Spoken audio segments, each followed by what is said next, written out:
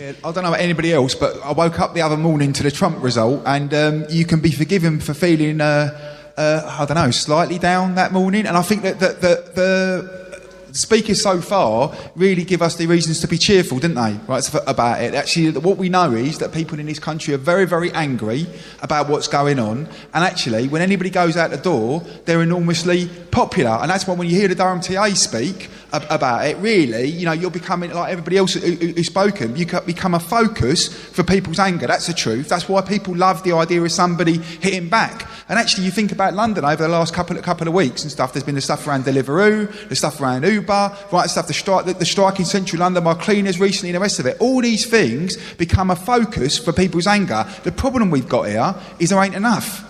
That's the problem, main problem we've got here, one stuff over it. There isn't enough of it. And it's not because our side, right stuff, doesn't want to fight. It's not because workers are going out there saying, I've got so much money in my pocket, I'm so happy. Stuff, if you live in London, the rents are so low, we don't need to fight.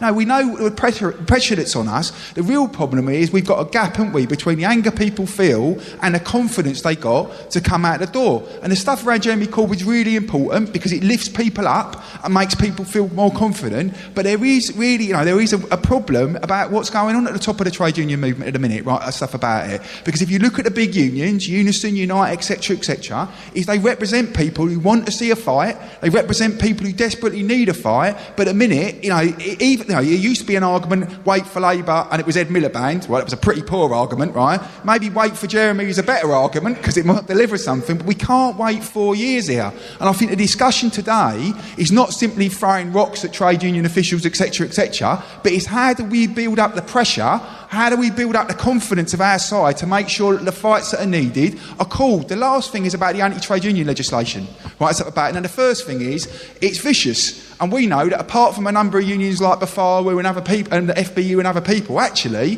there was one lobby by the TUC of 2,000 people where they didn't pay for the upstairs balcony because it saved money, right, stuff about it, and then the legislation went through. Now, of course, what would we like to see? We'd like to see a general strike call to smash the bloody trade union laws and the rest of it and stuff over it. Well, there's a gap between where we are at the minute and there, but we do have to think about strategies and tactics about these things, right, stuff over it, because we want to push for national fights, we want to push for national action. That's what we want to see, right? But at the same time, right, stuff about it, we can't simply wait here, right, and stuff over it while the trade union leaders explain to us that we can't get through the hurdle. We have to think about how do we get those struggles going? How do we try to organise in localities? How do we try to organise in regions to try to get action going and stuff that can try and push the envelope of it? Last thing of all, right, to say about it, and the reason for the importance of conferences like this, right, is people want to join trade unions, right, and stuff. People want to join trade unions. You think about the way that the issue of £10 an hour now has been brought up the agenda because of what Bafawu had done and John McDonnell and other people about it. When young people get the chance to join a trade union, they join.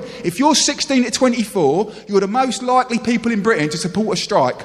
But if you're 16 to 24, you're the least likely people to be in a trade union. And that's what we've got to start talking about here. How do we bridge the gap and organise and mobilise our side?